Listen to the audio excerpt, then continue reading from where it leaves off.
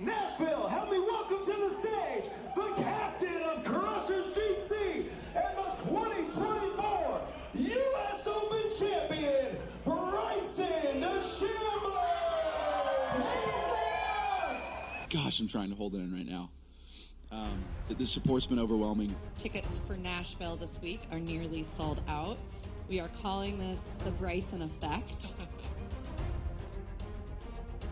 I mean, with how much support we have out here, and it's just the start, that's a testament to what Live Golf is and what the Crushers are doing, what our team's doing, and what we're trying to do for Nashville and places all across the globe. So super excited for the future of Live.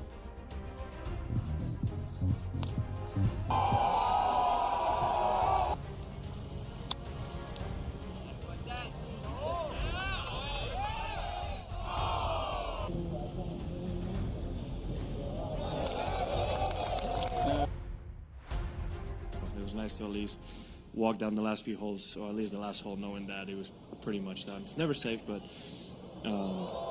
very proud of everybody, and of course Tiro. I mean, what a week to get his first win in a few years and win by 6 in an absolutely dominant performance the way he did. It was absolutely incredible, so I couldn't be happier for him.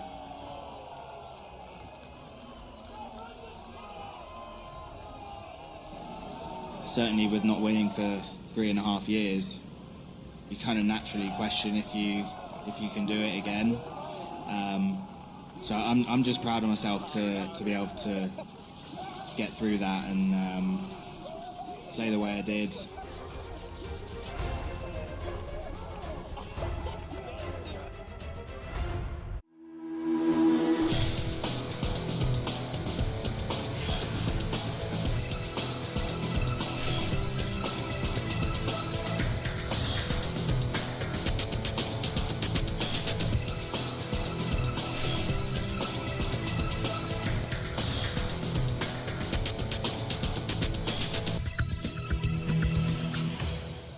Good morning. Welcome to NewsWire here on SportsGrid. Happy Monday to all of you watching. I'm Craig Mish. We have a fun show prepared for you today. Of course, some very big news in terms of soccer. Copa America rolls on. That is one of the topics that we will be covering here on the show. We'll have a special guest to discuss it as well. In addition, the very latest in Major League Baseball, the Midsummer Classic is 1 week from tomorrow. Home Run Derby is 1 week from tonight. We'll cover that for you as well. And also the latest in sports wagering news. Guest contributor, as always, here on the show from Legal Sports Report here on NewsWire, Monday through Friday, 11 a.m. to 12 p.m. Eastern. So that's probably a good place to start, meaning that the Major League Baseball All-Star game announced yesterday who is going to be participating. And for the first time, 33 new players going to be facing off in the All-Star game. In fact, I would guess the number will be higher than that by the time we get all of these players in and out of the game because of injuries and teams needing rest. But neither roster has an all-star with double-digit selections. How about that? I mean, look, it's a new day and age for baseball. Lots of young players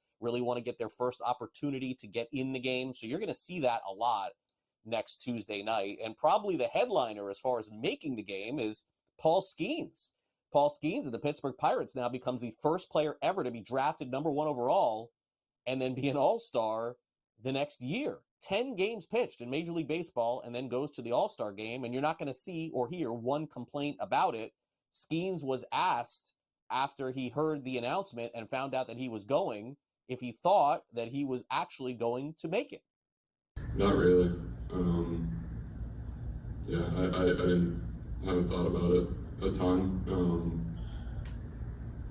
Up to this point, obviously starting the year in AAA, the odds of going to the Major League All-Star game are pretty slim, and so that wasn't one of my goals necessarily or expectations of this season, but just a huge honor that I'm able to do it, obviously over a short period of span in big leagues. Yeah, and Skeens, there's some talk that he could potentially start the All-Star game, although that's a huge honor. Remains to be seen as to whether or not he'll start for the National League, but I would guess he'll pitch probably the second pitcher, third pitcher in at the very latest. That announcement will come later on in the week. As we mentioned, 32 first-time All-Stars. That number, I believe, is now at 33. 19 players under the age of 27. So the bottom line is you're going to see a lot of new players playing in the game. It's an exhibition. It's probably the way it should be. The Philadelphia Phillies, they have the most, 7 All-Stars. named to the game. We know Bryce Harper not going to play in this, even though he was the overall vote getter. Alec Boehm, another All-Star, Zach Wheeler, Ranger Suarez, Trey Turner, who's hurt for some part of the season. He's going to be an All-Star as well. Phillies have been arguably the best team in the National League, so it does make some sense that they have 7 going to the game. Orioles a bit upset that they only got a couple going to the game as well. Also, it was announced yesterday as they're finalizing the Home Run Derby roster, which you can bet on, by the way, if you're not familiar with, next week. How about experience going back to Home Run Derby? Folks, we're a week away. There's only 3 players that have been named to Home Run Derby at this point. Gunnar Henderson being one of them, Pete Alonso being another, Alec Boehm the third, who he doesn't even have, I don't think he has 10 home runs on the season. So remains to be seen. Alonso probably would be the favorite, I would guess, at Home Run Derby when the odds come out later in the week. Also, Red Sox beat the Yankees. Yankees free fall continues in the American League East. They definitely need a break, to say the least, but not playing their best baseball. Red Sox won 2 out of 3 in the series this weekend. All right, let's go over to the WNBA. Angel Reese making headlines yet again and also making history. The rookie has her 13th consecutive double-double, a new league record. Her team's 84-71 loss to the Seattle Storm.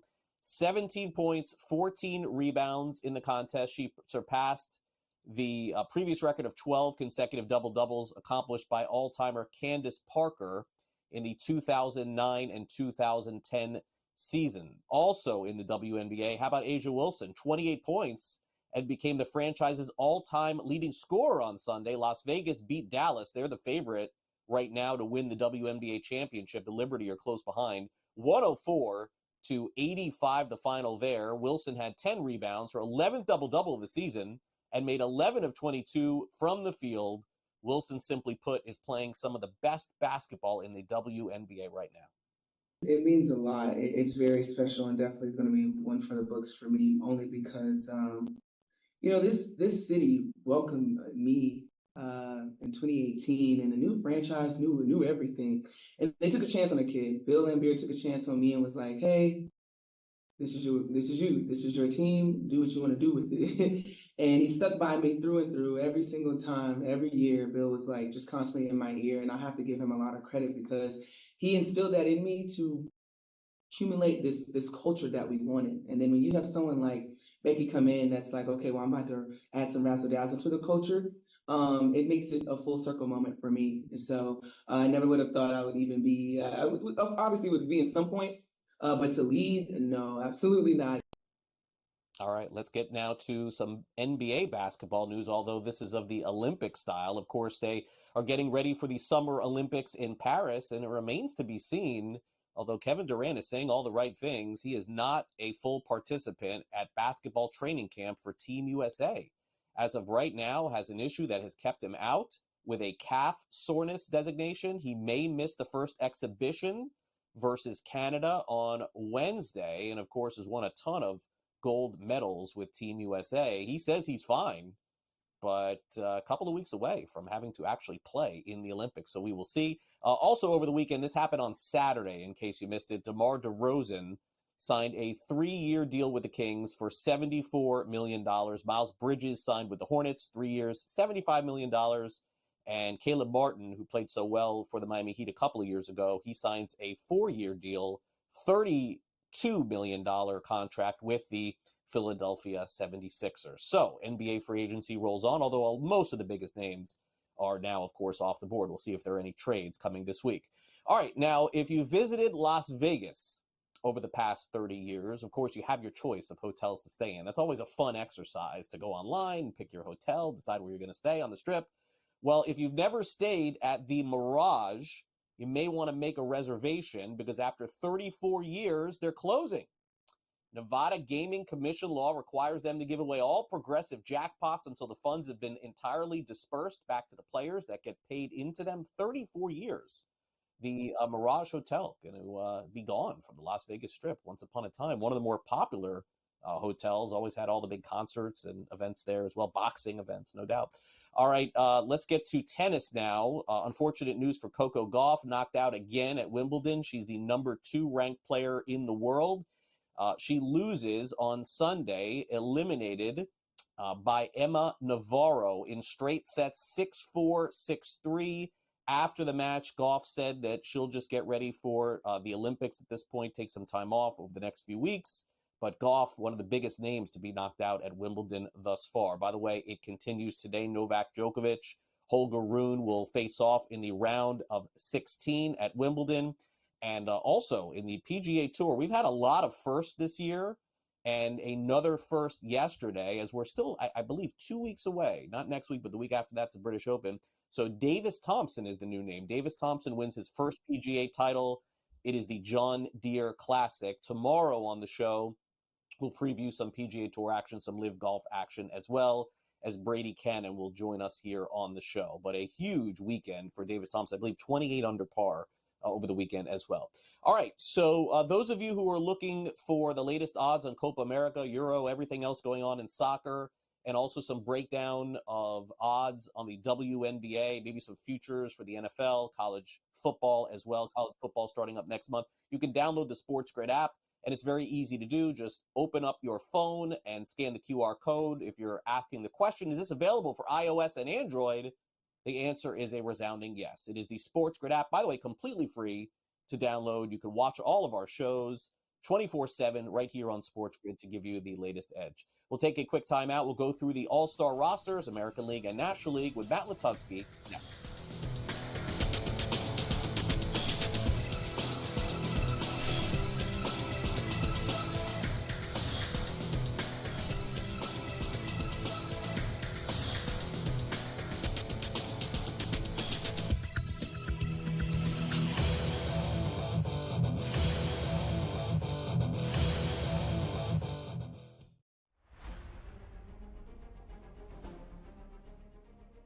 Nashville, help me welcome to the stage the captain of Crushers GC and the 2024 U.S. Open champion, Bryson DeChambeau!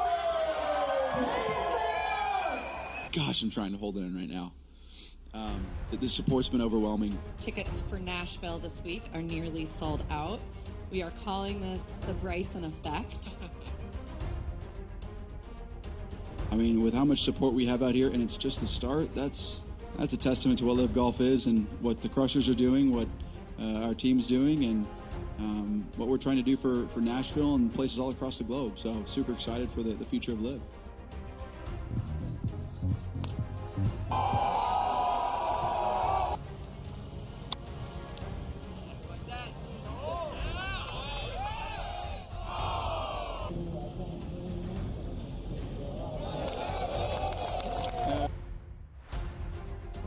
To at least walk down the last few holes, or at least the last hole, knowing that it was pretty much done. It's never safe, but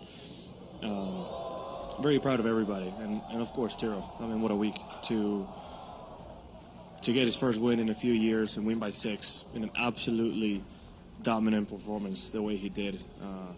It was absolutely incredible, so I couldn't be happier for him.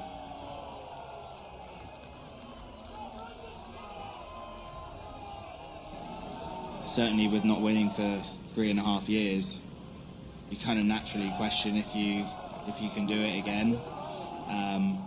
So I'm just proud of myself to be able to get through that and play the way I did.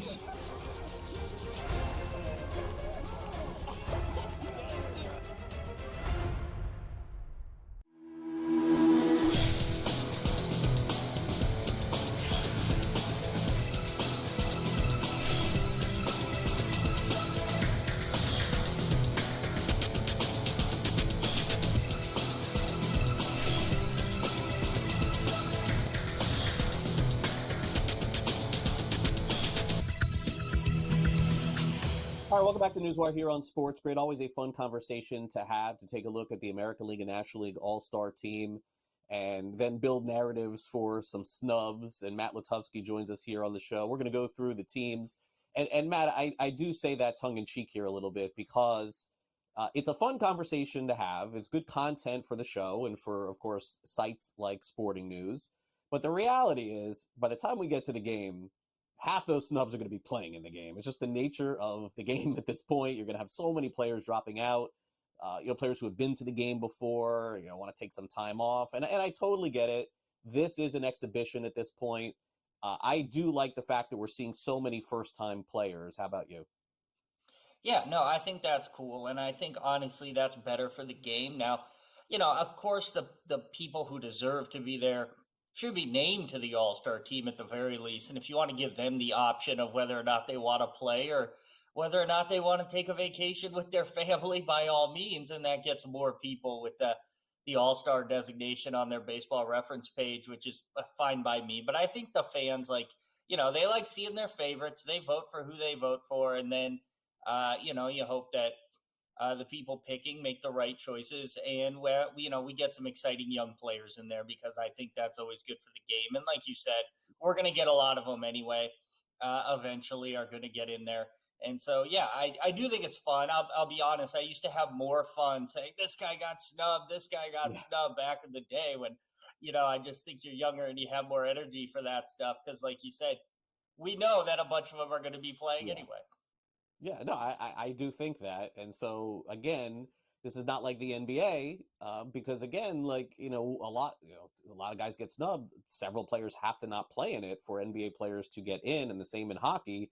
But in baseball, there's such big rosters, you just have to imagine by the time that we get to Sunday, I would say, I'm going to guess a half a dozen at least players that are not on the team are going to get in. All right, so let's look at the American League starters for now, and then we'll get to the National League. So these are the guys who are going to be starting the game. Rutschman at catcher, Vladimir Guerrero Jr. at first, Altuve of the Astros at second, Jose Ramirez, Gunnar Henderson, who's also in the Derby, Judge and Soto in the outfield, Stephen Kwan leading the league in hitting, and then Yordan Alvarez of the Houston Astros. So a very well put together team, I think, led by, of course, everyone will be talking about the Yankees with Judge and Soto. But I think the real story in the American League, if I'm not mistaken, Matt, and again, still to me, underrated to win the MVP would be Gunnar Henderson of the Baltimore Orioles. They get two starters. I'm surprised they didn't have more All-Stars, I guess. Yeah, completely agree. And I've sort of been on this Henderson ride too, where I just think he's constantly being underrated. We've talked about the home run champ a couple times, and I thought he's been a little undervalued there, even though, we know Judge is obviously the favorite. And, he's right there for MVP. And again, it's tough to look at anyone other than Aaron Judge, but if you're making those bets, you have to imagine a world where Judge either cools off considerably, which certainly could happen. He started slow, or gets hurt. I mean, not that wishing injury on him by any means, but that's what you're kind of looking at for value. And certainly Gunnar Henderson is right there, and he's ready to take advantage if something like that were to happen. Yeah, I think he's got a great shot. I'm not going to rule him out at all. All right, now in the National League, we'll go through the starters here. And as Matt and I just discussed, there are two names on this list who are not playing in the game. So I said a half a dozen. There's two right here. So William Contreras, who's had a fantastic year at catcher. Bryce Harper won't play in the All-Star game. I don't know if that's been officially announced, by the way. That's my speculation, but I can't see any way he plays. Ketel Marte at second, Alec Boehm at third, who's also in the Home Run Derby. Trey Turner, he is back healthy, so he'll play in Texas at short. Christian Yelich. Tatis, I saw a report yesterday that said that he would not be available for the game, so that means that he would be out. A new outfielder would be in. Jurickson Profar had a career first half. And then, of course, no question, the headliner here, Matt, is Shohei Ohtani. Major League Baseball needs Ohtani to play in this game more than any other player. Yeah, no question. I mean, if he could pitch again, they'd find a way to slide him in there for an inning too, for sure. But yeah, that's a good team, and a couple guys, like you said, probably won't play. I think there's some among the reserve, at least Mookie, and that opens up some spots in the NL for sure, more so maybe than the AL a little bit. But yeah, there'll probably be some people off both rosters. But I think that gives opportunities in the NL that maybe some players who are disappointed today can be looking forward to, even though no one wants to see anyone sit out because of injury. Yeah, the NL snubs will be easier to figure because we're going to, a lot of guys are going to drop out. American League a little bit different.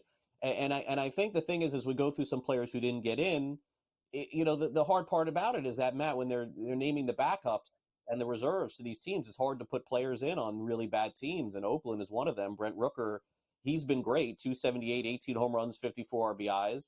Another player who didn't make it on Houston is Ronel Blanco. He's been fantastic for Houston. But again, it's still early in the week. I could see them both getting in clearer path, I think, in the NL for sure. Yeah, I think so. And the other thing when we talk snubs is you got to take someone off. Everyone likes to talk about snubs as if, oh, you just throw them on. Just throw them on. Well, someone's got to come off. So who comes off?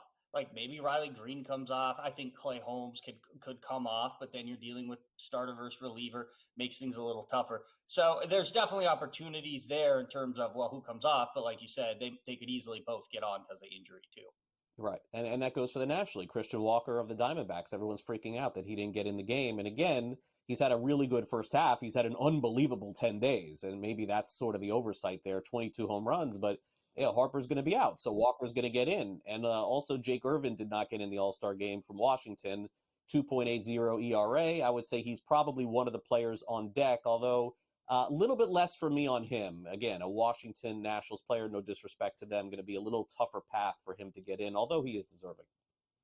Yeah, it's a tough call because, again, who comes off that? I think the NL pitching is pretty solid. I mean, maybe Logan Webb. I don't know. That's kind of a flip a coin. And, his numbers are good, like you said, but I don't know if the advanced numbers, the strikeout numbers are great. So I don't have a problem with him being off, but he could definitely wind up on at some point. Yeah, it's a fun conversation to have, but a little bit difficult too, because by the time the show is over, we could have replacements for the All-Star game. Matt, thanks again for coming on the show. Really appreciate it. All right, I appreciate it. Thank you. All right, Matt Lutovsky, Sporting News. Coming up next, it is time for the SportsGrid Sound Off. Bronny James, a little banged up, but we'll hear from LeBron next.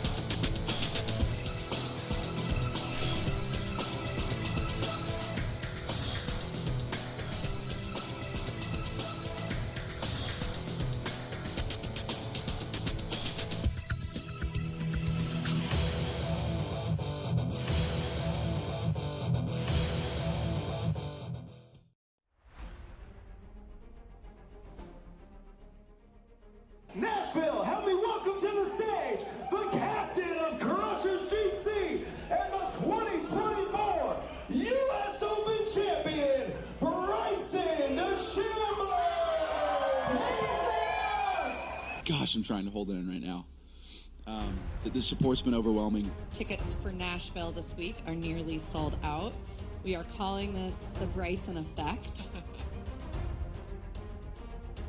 I mean, with how much support we have out here, and it's just the start, that's a testament to what Live Golf is and what the Crushers are doing, what our team's doing, and what we're trying to do for Nashville and places all across the globe. So super excited for the future of Live.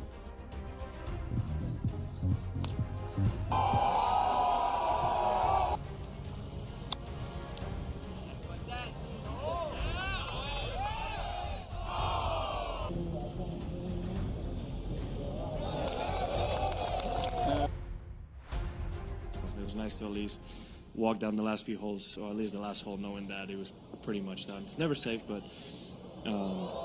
very proud of everybody, and of course Tiro. I mean, what a week to get his first win in a few years and win by 6 in an absolutely dominant performance the way he did. It was absolutely incredible, so I couldn't be happier for him.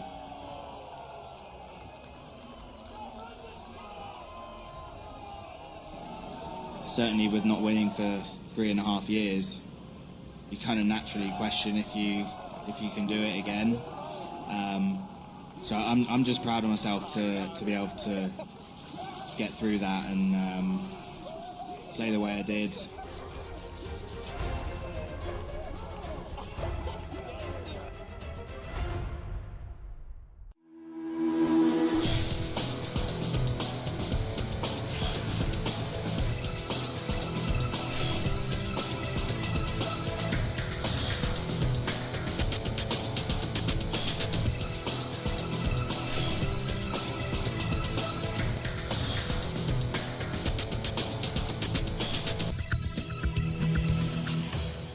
Welcome back to the SportsGrid Sound Off. Bronny James, of course, now with the Los Angeles Lakers. I believe a lower leg injury has kind of kept him out of some action here. But needless to say, it was the story of last week in the NBA draft as Bronny James went in the second round. Now, of course, we have the NBA Summer League going on, so we get our first opportunity to see some of these players in their jerseys and playing as well. One of the other things that we were able to finally hear from was LeBron James on the subject. You know, he got drafted and was very quiet on social media, didn't really say a lot. We also know that there's a chance that these two could play on the same court very early on in the NBA season. LeBron did talk about his son being drafted on the Lakers and what that moment felt like. It's a dream come true for me. Just to see my son to be able to, be in the NBA alone. I mean, it's always been a dream of his, and for us to be side by side, there's a lot of words of loss, to be honest. I don't know. I mean, the kid has worked so hard to get back to this point. There's just so much has happened over the last year with him. To have this happen less than a year from his incident, to be with our friends and our family when they announced his name, it was something that was super surreal, and it's kind of still our family still don't even have enough words to explain the feeling that we had. He's just such a great kid, and I'm looking forward to seeing his progression and him continue to get better and better. As he continues to grow as a young man. He's 19 years old, so he has so much room for improvement, but I'm looking forward to help him improve. I know the coaching staff is helping him improve, and everybody on the team, so it'll be fun. Yeah, I think LeBron really does come off very well with everything that's happened here. And I know that there's been some positioning back and forth, that he mandated that this would happen, and then some thoughts were put out there that it has nothing to do. Look, in the end, this is a fantastic story. Am I sick of the story? Of course. But it still is a fantastic story. And from a historical perspective, we're never going to see anything like this ever happen again after it happens in October or November when the Lakers begin. Meanwhile, DeMar DeRozan is changing locations again. This time he's headed to the upstart Sacramento Kings. Does this make the Kings more of a contender in the West? Are they in the discussion potentially to win the conference? Let's check in with Christian DeBlock, one of our social media correspondents, on the move. DeMar DeRozan is a great addition for the Sacramento Kings, but it doesn't really move the needle for them. The Western Conference hasn't been this deep in a long time, maybe ever. The Thunder were the #1 seed and got better. The Timberwolves are in a great spot with Anthony Edwards. The Dallas Mavericks, after going to the NBA Finals, addressed their biggest issue, three-point shooting. And you most certainly can't forget about the Denver Nuggets as long as Nikola Jokic and Jamal Murray are there. Can the Kings finish as a top 6 seed in the West? Sure. But it's hard to see them getting to the same level they did 2 years ago when they won 48 games and finished 3rd in the conference. If you're looking for a value pick in the West, I would suggest looking elsewhere. Back to you, Craig. All right, thanks, Christian. Sacramento and Minnesota, two teams that you don't normally talk a ton about in the NBA's offseason, both, you would say, with a legitimate chance not just to get back to the playoffs, but maybe to make a little bit of a run. So that's good to see some new teams in the NBA potentially getting a little bit better. Meanwhile, speaking of getting better, how about another first-time winner on the PGA Tour? This weekend at the John Deere Classic, it was a young man by the name of Davis Thompson, a name that we have not seen or heard from all that much, but this has been the story of the 2024 PGA Tour season. As we head toward the playoff, Thompson said he feels like he's in a really good position right now. I mean, the goal, I guess in May, my goal was, to make the playoffs. And then next thing I know, I finished 2nd at Myrtle Beach and then 9th at the U.S. Open and 2nd last week. And this week, my goal was to just kick the door down and get a win, honestly. And then I was just able to play really well. And thankfully, I'm in a good spot for the rest of the year. Yeah, good job by Davis Thompson winning this past weekend. Now, the bottom line is that we don't have an off week this week, but it's not one of the bigger tournaments over on the PGA Tour. So coming up next week here on NewsWire, we will have a wall-to-wall preview of the British Open, not to mention the Open Championship. The great thing about the Open Championship, folks, is that Thursday and Friday of next week, we'll be live on our show while this thing is like halfway over with round 1 and round 2, because they start so early there overseas. So be prepared for our full preview next week here on the show. All right, coming up next, Mike Mazzeo joins us from Legal Sports Report with the very latest on sports betting.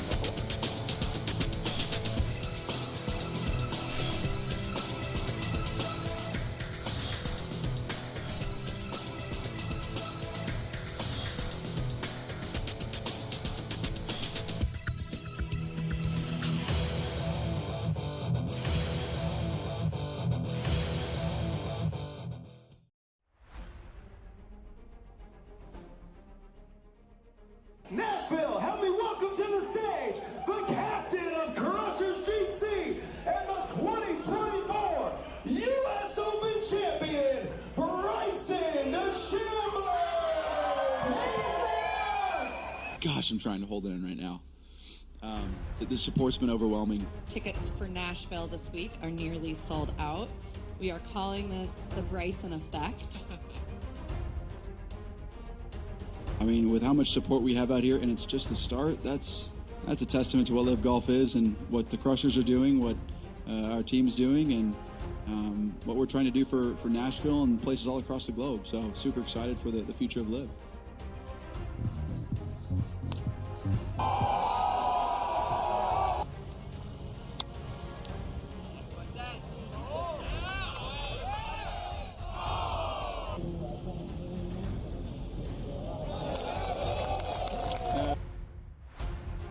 It was nice to at least walk down the last few holes, or at least the last hole, knowing that it was pretty much done. It's never safe, but very proud of everybody, and of course Tiro. I mean, what a week to get his first win in a few years and win by 6 in an absolutely dominant performance the way he did. It was absolutely incredible, so I couldn't be happier for him.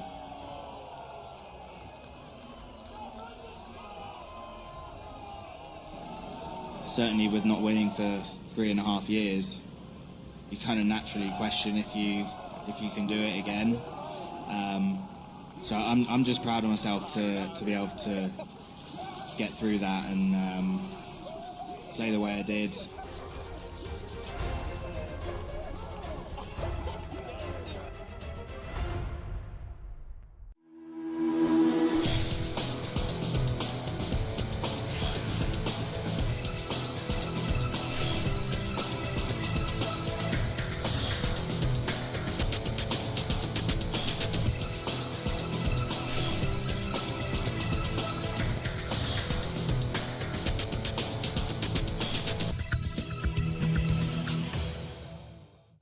Welcome back to NewsWire here on SportsGrid. Great to have Mike Mazzeo back in our studio today to go over some of the latest news, notes, and information in terms of sports betting. And Mike is with us here on the show today. And Mike, let's jump right in and talk about the latest column over at Legal Sports Report. Another piece of news on Jontay Porter. I feel like this story has no ending here. We know that Porter, Mike, made some really bad decisions among the short-lived course of his NBA career. Thank you for coming on the show. I guess the question is, Mike, in your mind, does he face serious charges that can be legitimized by the government here in U.S. and Canada moving forward? Basically, do you really think that he is in big trouble here? Yeah, Craig, great question here. Hope you had a great July 4th weekend. Yeah, I think, they listed on this court document in the Brooklyn Federal Court, they listed this as felony charge. So he's going to be facing felony charges. There is an arraignment and a plea agreement hearing on Wednesday, so it appears he's going to plead guilty to these charges, perhaps for, a reduced sentencing, I would imagine, as is the case with these plea deals. And so it does appear that, again, he got himself in huge trouble by owing gambling debts to a seemingly allegedly bad group of guys, and they said to clear yourself, you need to tank games and fake injuries and give us the inside information so that we can place huge parlay bets. They obviously placed those parlay bets down in Atlantic City. We're caught, we're tracked because they did place them at a legal sports book. So scoring for the legal betting industry, obviously, I think they'll point to that. But, as we know, one of those parlay bets was for $80,000 on a number of Porter unders. It would have hit for over $1.1 million. And they were able to freeze the bet, obviously, due to suspicious activity. DraftKings get it to the proper integrity monitor and to the federal authorities for that investigation to begin. There are 4 co-conspirators that are all charged with wire fraud. We don't know what Porter, the charges that he will face yet, Craig. We just know that they are expected to be felony charges. It's potential it's wire fraud. Is it anything more than that? We'll see. But certainly, again, case study number 1 for any professional athlete in North America, throughout the world. Do not get yourself involved in gambling debts with bad actors and then forcing you to make some really bad choices that can affect your career. And in fact, in Porter's case, a lifetime ban from the NBA resulting in this. So again, we'll see what happens in this case, but ramifications not just for this case, but certainly going forward, if in fact another player gets caught in this, and unfortunately the way this is going, certainly wouldn't be surprising if that's the case. Yeah, and also an example could be made of Porter, too. You just don't know how this is going to go, both in the U.S. and in Canada. Okay, let's go to the latest on the news of sports books. Now, this was crazy for me to think that we're talking about this here today, Mike, but LeBron James' son, Bronny James, I think the expectation for most was that he was going to get drafted. Let's not get it twisted. We knew that there was some stuff going on there. But, Mike, did people actually think that he was going to get drafted in the first round? And hold on, get drafted first overall? People actually placed that bet? Yeah, Craig, this is one of the more baffling stories, I think, in sports betting, right? I mean, ESPN did a detailed breakdown. David Payne Burnham, who's their terrific journalist, went and interviewed some bettors who bet on Bronny and asked why. I think the other question that should be asked is, why is this market even being offered? There was no intel that suggested Bronny James was going to go number one, other than his father is one of the best basketball players of all time, and he was probably going to end up with the Lakers, as is what happened with Rich Paul kind of moving that process so that no other team would take him, as any good agent that wants his client on a certain team does. But yeah, I don't understand why the bettors, BetMGM in this story seem to say, yeah, we weighed the options and decided this was a good idea. Why the regulator even would allow this and just not ban this market and say, yeah, we get that, people make bets on long shot teams. The story mentioned Charles Barkley to win a golf tournament like 5,000 to 1. Yes, I mean, that is conceivably possible. They're just in this story, in these kind of, small limit markets, I guess, where it's really an intel-based market, there was no intel to suggest this was even a possibility. So why this was offered, I don't know. And then certainly kind of interesting from the betting side, in a legal market that bettors were saying, let's place this bet so they think I'm dumb because they're limiting me. This just doesn't speak well for the legal market, I don't think at all. And it's just kind of another story of bad optics. Perhaps the industry just gets past it. We'll see if any, this, again, as you said, maybe a once-in-a-lifetime situation with Bronny and his father. There may not be this father-son scenario ever again. But, yeah, just the fact that this market was offered, I don't know, just felt like it left a bad taste in a lot of people's mouths. And then, again, bettors thinking they could kind of go around the rules because that's what they're in a position to do, where they won a lot of money, they're limited now, and so they thought, hey, let's play dumb. I'll put this, $20, $60, $100 on this low-limit bet and hope to get in the good graces of sports books that have limited me. I mean, just doesn't seem like there's any winners here. Just felt like a lot of donations by bettors to the sports book. Yeah, I don't see it any other way. And again, I guess 1,000,000 to 1s do happen in sports, but this was one definitely that pushed 1,000,000 to 1, I would say. Okay, so now let's close it out with some sports betting discussion that it feels like the legal market has been trying to eliminate, which is the illegal market. And, Mike, look, there's so many places to still legally bet on sports, but I just don't see the illegal market, a.k.a. the bookies, ever going away. Betting on credit is still something that people are going to want to do. Just ask Shohei Ohtani's interpreter. Credit is credit. You don't have to put any money up. It's just asking to eliminate something that seems almost impossible, Mike. Give us the latest there. Yeah, so Craig, ICE 360 CEO Matt Holt was on with the UNLV AD talking about, kind of some alert systems that college athletes can go to if there is some sort of, concern with betting, insider info, some sort of scandal going on that they want to give anonymously. And that's something that Holt obviously wants as the owner and proprietor of this technology. And it makes perfect sense. But, the larger situation as it relates to Jonte Porter is, the illegal betting market is the biggest threat, he said, to sports. And you have, in the Porter situation, somebody that got in over their head through the, back channel gray market where, again, was able to bet on credit, got himself in trouble, and then was extorted, allegedly, as a result. And so that's something they want to stop. And like you said, how difficult is that? It seems extremely difficult. But again, this is where certainly the legal industry wants to hang its hat on. The NCAA said, we want to eliminate the illegal gambling market too. It probably, like you said, is impossible at this point, but they do want to bring people to the legal market so they can catch, bad actors in the event that, unfortunately, a scenario like Porter's takes place. Like you said, Ohtani's interpreter got himself in trouble through the illegal gambling market, through the, alleged illegal bookmaker that he placed the bets with, and then ended up stealing over $17 million from Ohtani to cover these debts. So, I think this is an example they want to show college athletes is don't get, in over your head, right? Like Porter did. His attorney said he had a gambling problem. He's been cooperating with the authorities, but, he ruined his whole life. He ruined his whole NBA career, future prospects in the league for what a relatively, probably so to speak, monetary gain, right? His His brother has made hundreds of millions of dollars. I don't know what the relationship is. Obviously, he didn't want to implicate his brother in anything here and trying to borrow money to pay this off. But, again, Exhibit A for college athletes, pro athletes, do not get yourself involved in this stuff. Only bad things can happen. And, as Holt said, education and the UNLV AD, education is so imperative here. And showing these specific examples now that they have to say, do not do this. You do not want to end up with the same fate as Jonte Porter and Shohei Ohtani's interpreter. Yeah, and I think, Mike, some people would think that, let's use California as an example. Some people think that, well, maybe the bookies would go away in California if sports betting was legal there. Mike, I'm here to tell you, I don't see that scenario happening. I mean, maybe it would make it easier for people to just place their bets legally, but I just, again, there's something about not having to put any money up for people, and that indeed is the trouble that people get into because they bet money that they don't have. Mike, great stuff as always here on the show.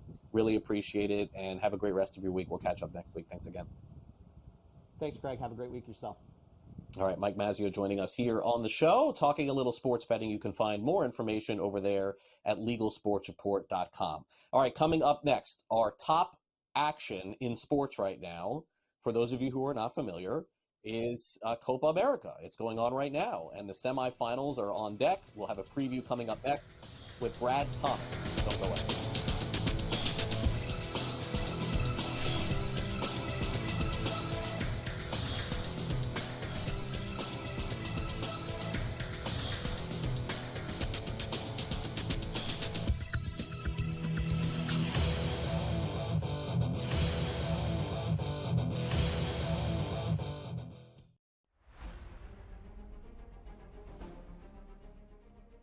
Nashville, help me welcome to the stage the captain of Crushers GC and the 2024 U.S. Open champion, Bryson DeChambeau. Gosh, I'm trying to hold it in right now. The support's been overwhelming. Tickets for Nashville this week are nearly sold out. We are calling this the Bryson effect. I mean, with how much support we have out here, and it's just the start, that's a testament to what Live Golf is and what the Crushers are doing, what our team's doing, and what we're trying to do for Nashville and places all across the globe. So super excited for the future of Live.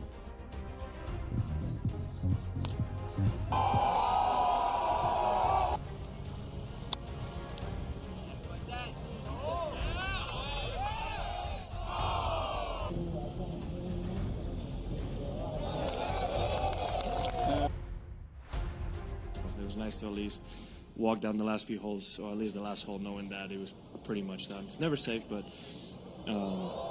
very proud of everybody, and of course Tiro. I mean, what a week to get his first win in a few years and win by 6 in an absolutely dominant performance the way he did.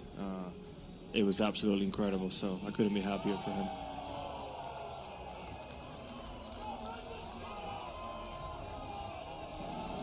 Certainly with not winning for 3.5 years, you kind of naturally question if you can do it again. So I'm just proud of myself to be able to get through that and play the way I did.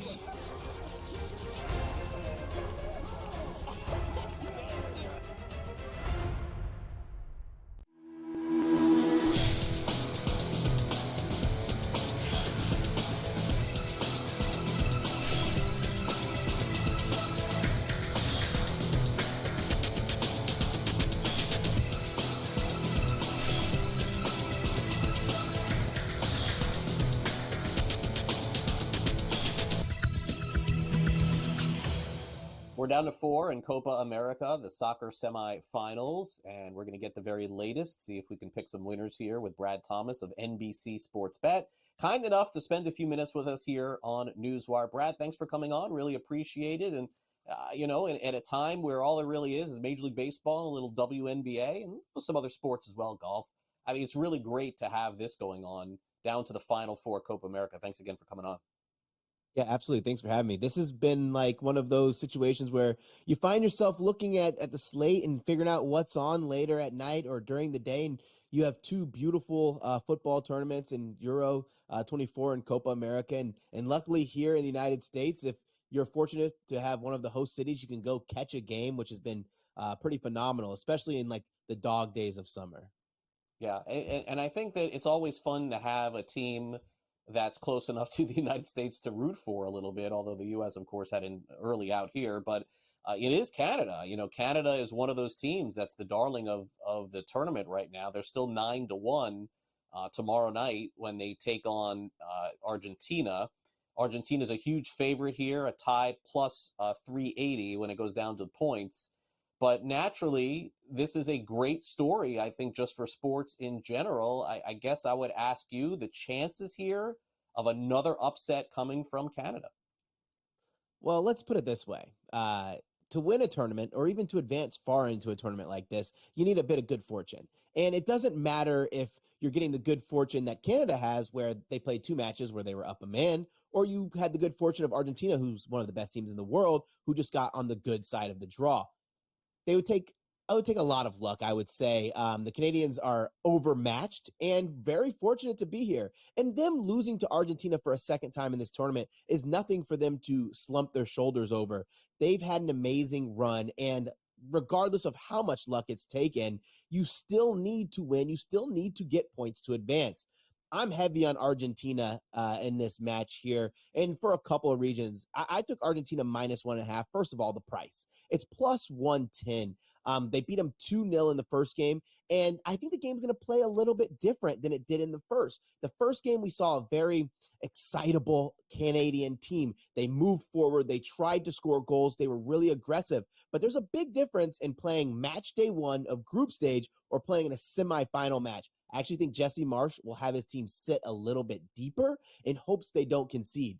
The second reason I really like this bet against Canada is because tactically they're in for a long night, right? The Canadians' biggest weakness is in the middle of the pitch. Well, Argentina, what they like to do is they like to stretch you out, play wide, and then send balls through the middle. So the two really good players on Canada basically are out wide when we'll call Richie Larea a good player, right? And everyone knows the world-class player, Alphonso Davies. They play out wide. Their weakness in the middle, I think Argentina will be able to feast. And yes, Argentina haven't played as great as they wanted to all tournament, but they're getting the job done, and I think they do it again in this match. All right, that should be a fun one to watch. But Wednesday night is the one that, at least from the odds perspective, right, you'll tell me if I'm off here, seems like a complete toss-up. I mean, plus money across the board on Colombia and Uruguay. Neither have won Copa in a long time. Uruguay 2011, Colombia 2001. So toss-up in terms of odds. Does it feel that way to you as well? It does. And this is one of those, if you take a stab at either team to win in 90 minutes, I think you're probably just flipping a coin, but you're not really getting 50% odds, right? Because I'd probably say this is more likely to be a draw than either team to win.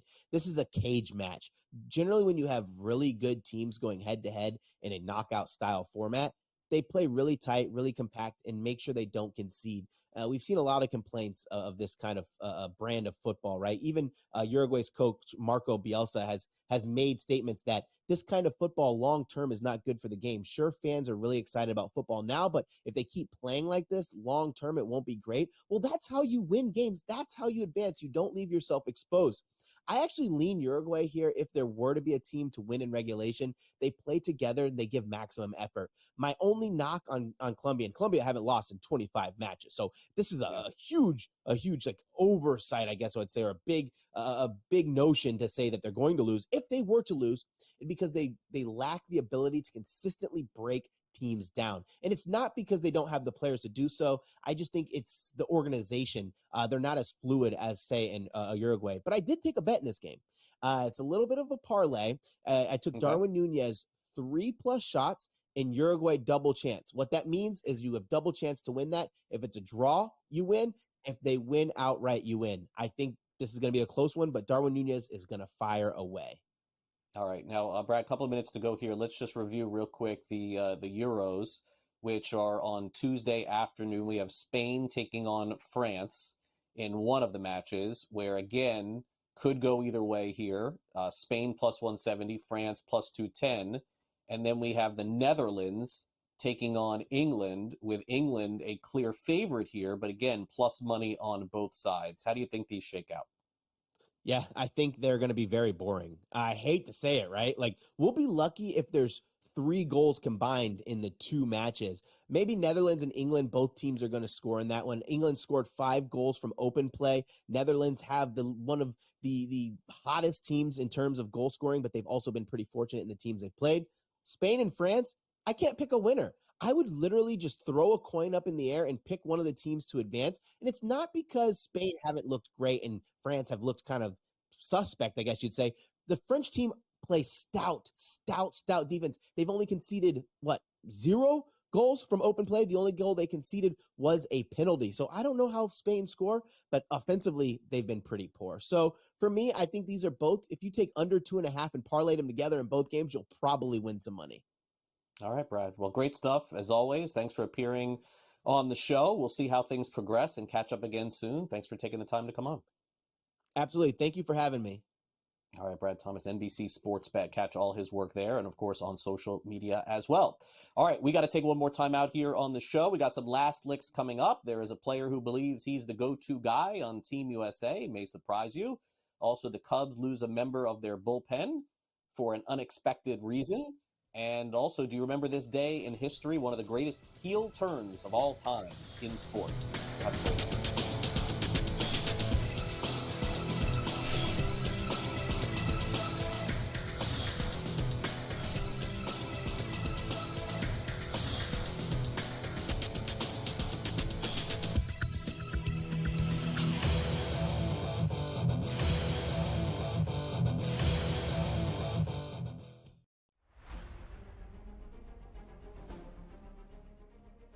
Nashville, help me welcome to the stage the captain of Crushers GC and the 2024 U.S. Open champion, Bryson DeChambeau!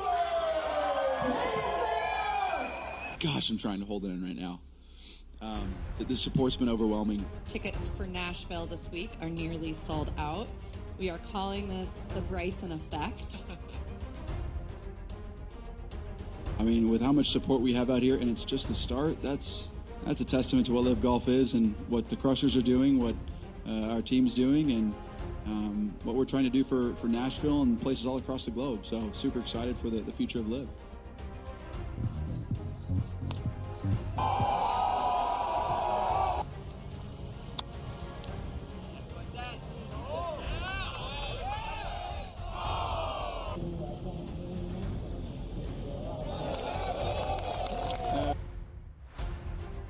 Nice to at least walk down the last few holes, or at least the last hole, knowing that it was pretty much done. It's never safe, but very proud of everybody, and of course Tiro. I mean, what a week to get his first win in a few years and win by 6 in an absolutely dominant performance the way he did. It was absolutely incredible, so I couldn't be happier for him.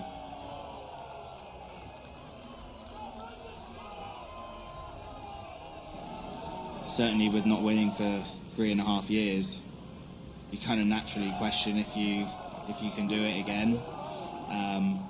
So I'm just proud of myself to be able to get through that and play the way I did.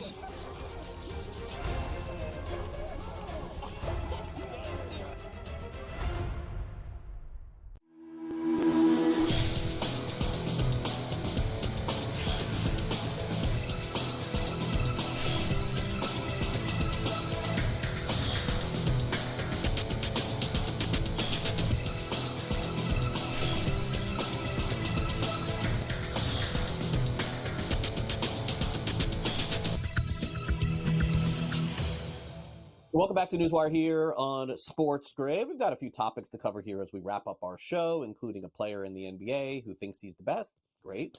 Also, the Cubs lose a relief pitcher for overreacting, I guess is the best way to put it. We got that and one more story as well. So let's wrap it up here with some last licks.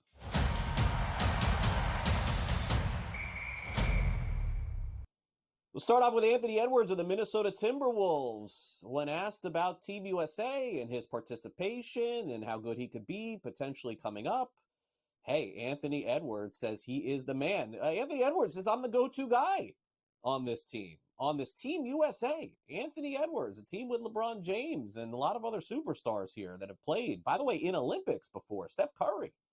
Nope. The answer is Anthony Edwards. Now, look, Michael Jordan would say this stuff too. Kobe Bryant would act this way also. And I think that this is good from an NBA player. You want to be known as the guy that everyone gets the ball to score in a critical moment. Now, I don't know that this will actually be the case. It may be. We'll see how things turn out. There are a lot of other players who have had history playing for Olympic gold and, certainly more pedigree, playing longer in the NBA than Edwards. But I do like the spirit. I like the idea. And why not say it? There's absolutely nothing to lose, especially when you want to take your talent to the very next level. Team USA, a very heavy favorite, as always, as they should be, to win the gold. We'll see if Anthony Edwards is one of the most valuable players. Do they give out an MVP of the Olympics? I don't think so. Gold medal, I think, would be plenty enough. It's a team sport, right, at the Olympics. All right, speaking of team sports, the Chicago Cubs, my gosh, what has gone on with them this season? It has not gone well for them. The Cubs right now look like they could be potential sellers at the trade deadline. This was a team that was doing very well in April. What has happened since then? Well, their pitching hasn't been nearly as good. They're not hitting at all.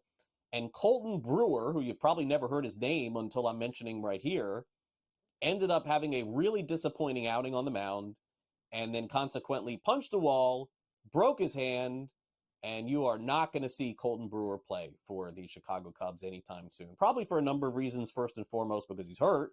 Second, Major League Baseball teams, you know what, folks? They love spirit. They hate this stuff. Absolutely hate this stuff. Control yourself, man. Use your foot. Use something else. Pick a body part, but not your hand, man. And so Colton Brewer, at least for the time being, out for the Chicago Cubs. Right now, I mean, the way the Cubs look at it with the seasons that they're having, some of their players, Dansby Swanson, not that it's his fault, but some others, it may be just time to chalk it up as a lost season for them. Although Shota Imanaga, I mean, if I would have told you that he'd be as good as he is and he's going to the All-Star game, you would say, the Cubs are having a good season. But they're not. And I guess David Ross, former manager, sitting home saying, yeah, I'm looking for a gig next year. I guess he would get one. All right. This time, many years ago, 28 to be exact, 28 years ago to the day yesterday.